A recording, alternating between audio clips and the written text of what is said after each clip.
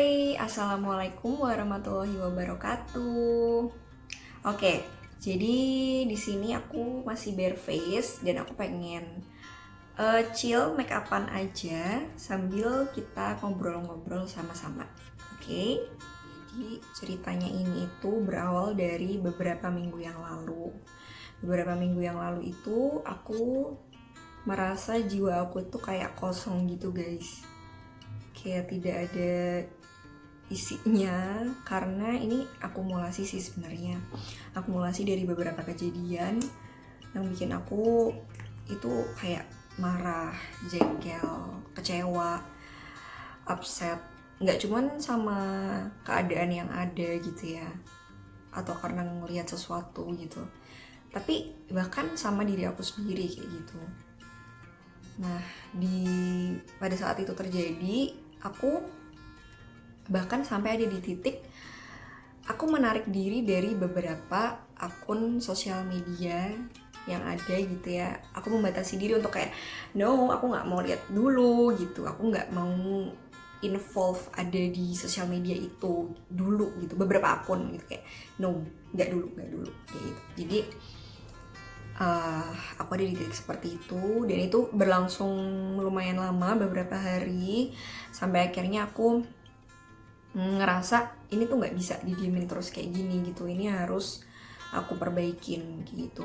Akhirnya aku surfing di internet gitu ya, aku cari tahu gimana sih caranya untuk encounter perasaan negatif ini gitu, gimana caranya biar aku bisa keluar dari fase nggak nyaman ini, fase apa ya, fase yang seperti itu gitu, yang toxic, yang nggak baik gitu kan. Akhirnya aku cari tahu di internet.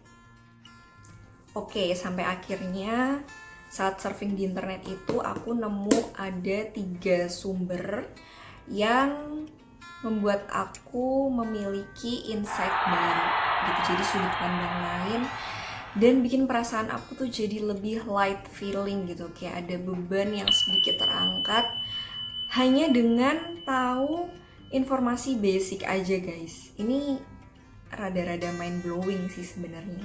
Jadi akun itu adalah aku dapat dari channel YouTube 1%, terus juga channel YouTube Dokter Awam, sama satunya lagi tuh IG live gitu sih guys, IG live-nya orang gitu, sama Dokter Riu Hasan gitu ya.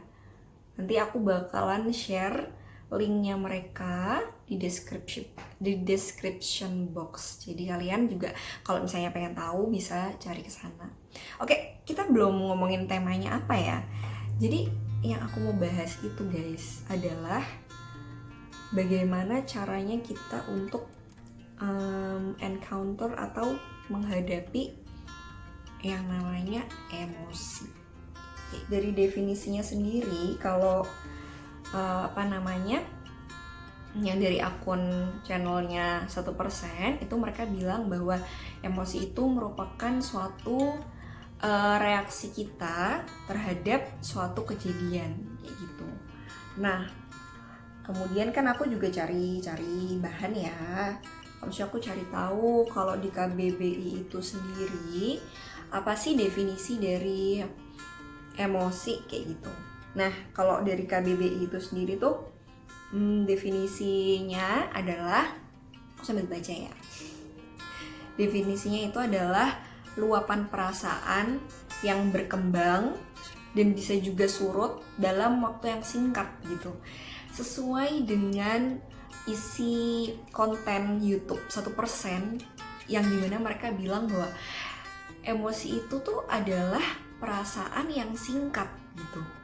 Jadi mau kamu terima atau enggak atau gimana pun itu, mereka tuh tetap akan berganti gitu loh, akan swing menjadi hal yang lain. Maksudnya akan jadi perasaan emosi yang berbeda lagi di menit-menit yang lain. Sekarang kita masuk ke sumber-sumber yang sudah membuat aku mind blowing. Jadi yang pertama itu aku nonton YouTube channelnya 1%. Di situ mereka itu bilang bahwa kalau kita punya emosi negatif, perasaan yang kurang menyenangkan, itu jangan dilawan, tapi kalian harus menerima hal itu. Kalian harus mengakui kalau apa yang kalian rasakan itu pada saat itu adalah, misalnya kita merasakan marah, ya udah kita terima aja. Akuin kalau kita tuh lagi marah pada saat itu. Akuin kalau misalnya pada saat itu kita lagi sedih gitu. Jangan bilang sama diri kita sendiri bahwa nggak apa-apa kok, enggak, aku nggak boleh sedih, kan itu kebahagiaan orang. Ya kalau dia bahagia, aku juga ikut bahagia. No, kita tuh berhak gitu loh untuk merasa sedih pada saat itu tuh berhak gitu. Oke, jadi selain kita itu acceptance atau mengakui perasaan emosi yang kita rasakan pada saat itu, kita juga harus membiarkan emosi itu ada di dalam diri kita. Maksudnya mengalir gitu, nggak yang membiarkan dia meluap-luap ke orang lain atau gimana, enggak. Tapi cukup kamu ambil waktu untuk diri kamu sendiri, me time, tarik nafas, kemudian kamu rasain semua emosi itu mengalir di dalam diri kamu. Kalau yang kamu rasain itu kesedihan, ya udah kamu rasain kesedihan yang kamu rasain. Terus alasan-alasan kenapa kamu sedih kayak gitu. Kalau kamu pengen nangis, ya udah nangis aja. Kalau misalnya kamu pada saat itu marah, ya udah marahnya tuh jangan dilampiasin ke orang gitu. Jangan membawa perasaan kurang menyenangkan kamu itu untuk tersebar jadi perasaan tidak menyenangkan juga di orang lain. Cukup kamu merasakan acceptance dan perasaan itu di dalam diri kamu sendiri kayak gitu. Terus selanjutnya adalah kamu harus pahami lagi definisi awal dari emosi. Jadi kamu tahu bahwa emosi itu kan adalah perasaan singkat atau temporary. Jadi ketika kamu mengakui dan merasakan emosi yang mengalir dalam diri kamu, ya kamu sadari bahwa perasaan emosi yang ada pada saat itu tuh cuman sementara, guys. Jadi ya udah, kita bilang sama diri kita sendiri, ya udah nggak apa-apa, ini kamu sekarang nangis, kamu sekarang ngerasa marah, kecewa dan lain sebagainya, tapi ntar juga ini bakalan lewat gitu. Dengan seiring berjalannya waktu, perasaan emosi itu akan hilang. Dengan catatan itu tadi, kita nggak ada menghambat dia untuk eksis. Oke, nextnya sumber yang kedua yang aku waktu itu tonton adalah IGTV dari Dr. Riu Hasan. Beliau adalah seorang ahli bedah saraf kayak gitu, spesialis bedah saraf. Nah, dalam IGTV tersebut gitu ya, beliau menjelaskan soal bagaimana kita mendapatkan motivasi gitu. Motivasi dari apa? Motivasi dari perasaan-perasaan yang tidak nyaman yang timbul dalam diri kita. Kayak oke, jadi Dr. Riu Hasan ini menyampaikan hal yang gila sih, mind blowing banget. Bukan, maksudnya gini, mind blowingnya tuh bukan karena itu adalah suatu hal yang besar. Justru mind blowing menurut aku adalah karena beliau menyampaikan hal yang iya ya ampun, bisa dari hal yang sederhana kayak gitu ya. Kenapa sih aku nih terlalu jauh gitu mikirnya? Orang tuh kadang kalau misalnya lagi ada suatu masalah gitu ya, itu tuh pikirannya tuh jauh kemana-mana loh untuk nyelesain solusi dari masalah itu gitu loh. Ternyata apa coba deh guys? Si simple cuman senyum aja. Ketika kita punya perasaan negatif, emosi negatif. Coba untuk tersenyum aja, senyumin aja kejadian yang sedang ada di hidupmu itu. Dan ketika itu aku mencoba untuk melakukan dan benar, setidaknya tuh ada perasaan ringan dalam diri tuh yang timbul seketika gitu. Ini subhanallah banget sih, aku merasakan itu. Dan ya Allah, ternyata apa ya, ternyata tuh jalan keluar atau berkah yang diberikan Allah untuk melalui suatu hal yang berat tuh caranya tuh sebenarnya ringan loh. Senyum loh, itu tuh dikasih sama Allah dengan mudah gitu. Tuh cuman kayak just smiling. Bahwa di suatu buku tentang motivasi itu ada cara untuk mencapai atau menumbuhkan rasa motivasi dalam diri. Itu ada 4 hal. Yang pertama itu adanya dorongan pribadi dalam diri kita untuk mencapai suatu tujuan tertentu. Kemudian yang kedua adanya komitmen, kita tuh berkomitmen untuk mencapai tujuan tersebut gitu. Kemudian yang ketiga adalah adanya inisiatif dari diri kita, gimana caranya biar bisa mencapai goals itu. Dan yang terakhir adalah optimisme, kita harus optimis untuk bisa kesana gitu.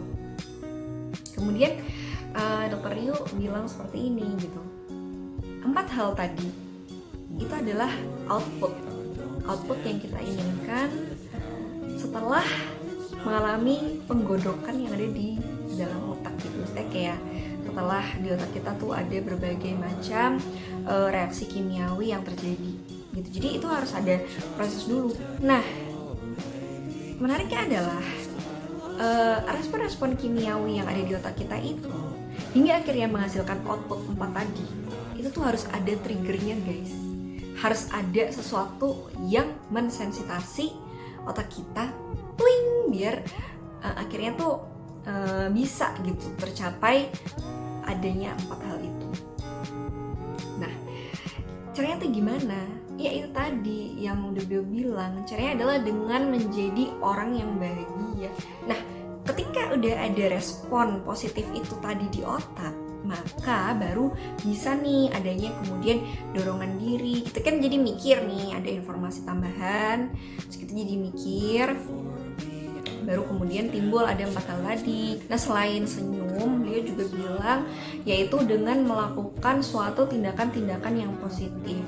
Contohnya, kalau aku pribadi yang ngambil contoh misalnya kayak kita mungkin bersedekah ke orang lain, kemudian kita berbuat baik ke orang lain secara tulus ya, sincerely. Jadi hal-hal tulus gitu, kayak berbagi sama orang. Pokoknya perbuatan-perbuatan positif yang kita lakukan itu akan menimbulkan efek rasa bahagia. Di saat bahagia itu timbul, maka akan ada banyak, insya Allah ya, akan ada banyak solusi atau jalan keluar yang bisa kita pikirkan untuk bisa keluar dari permasalahan kita. Ya ampun, sampai lupa make up malah ya. Oke, jadi kemudian aku yang terakhir ini ya, ini pembahasan terakhir. Aku nonton YouTube channel Dokter Awam. Waktu itu mereka berkolaborasi dengan Dr. Andreas Kurniawan, seorang spesialis kejiwaan atau psikiater gitu. I think about your day and ask you how it is.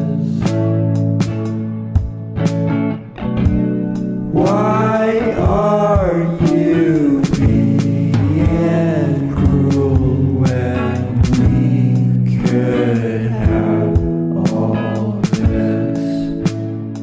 Aku pengennya tuh yang aku rasain ini nggak cuma aku rasain sendiri, tapi insight yang aku baru dapatkan beberapa minggu terakhir ini itu juga bisa teman-teman semua rasain gitu, bahwa emosi itu nggak selamanya negatif. Seperti kata Dr. Ryu Hasan, nggak ada emosi yang salah atau benar, yang ada cuman emosi yang apa tadi, kurang menyenangkan dan yang menyenangkan gitu. Karena semuanya itu tuh udah dikasih sama Allah. Kalau kita mau syukurin, kalau kita mau bisa lebih terbuka matanya ngelihat sesuatu lebih wide open lagi, sebenarnya emosi itu tuh menyenangkan loh gitu. Kita bisa ngerasain ini, ngerasain itu. Syukurin aja apapun yang sedang terjadi di kehidupan kita saat ini. Aku tahu berat banget untuk bisa kayak gitu, tapi menyenangkan sekali guys.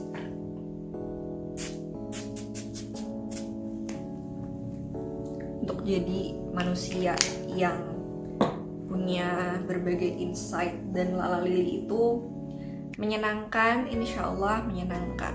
Jadi lakukan hal yang membahagiakan diri kamu supaya emosi-emosi kurang menyenangkan berubah menjadi emosi yang menyenangkan. Kayaknya udah ya, udah banyak banget ngobrol nih, make upnya udah selesai alhamdulillah.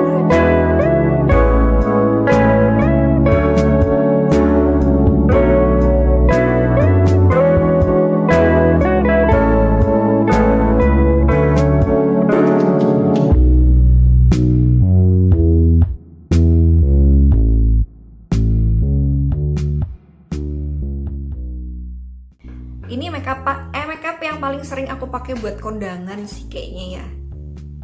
Yang guys. Kalau